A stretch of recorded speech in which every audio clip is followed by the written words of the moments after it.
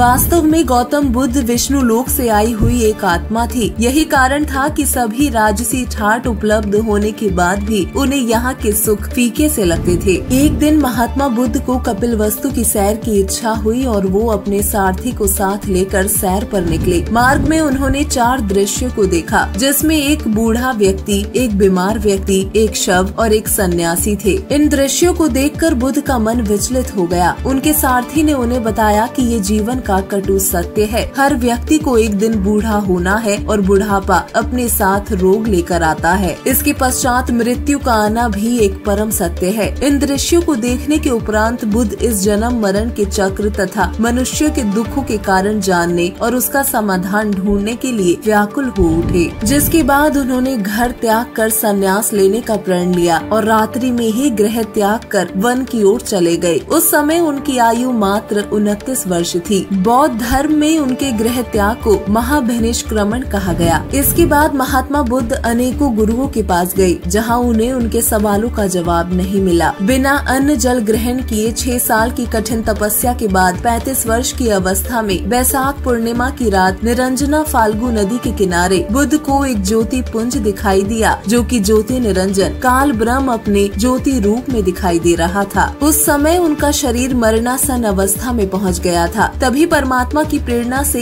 एक माई ने उन्हें खीर खिलाई। रोज थोड़ा थोड़ा अन्न ग्रहण करने से बुद्ध की स्थिति में सुधार आया। हालत ठीक होते ही उठकर खड़े हुए और उनका पहला कथन था, starvation could not lead to salvation, अर्थात भूखा रहने से भगवान नहीं मिलता। आपको बता दें, पवित्र गीता जी के अध्याय 3 श्लोक 6 से 8 व गीता अध्याय 5 श्लोक 2 में घर त्याग कर हठ योग यानी तपस्या करने को निषेध कहा गया है और कर्म ना करना यानी कर्म संन्यास की अपेक्षा कर्म करते करते भक्ति कर्म करने को श्रेष्ठ बताया है। तथा गीता अध्याय 16 श्लोक 23 में कहा गया है कि जो व्यक्ति शास्त्र विधि को त्याग कर अपनी इच्छा से मनमाना आचरण करता है, उसे न सुख न सिद्धि प्राप्त होती है और न ही उसकी परम गति होती है।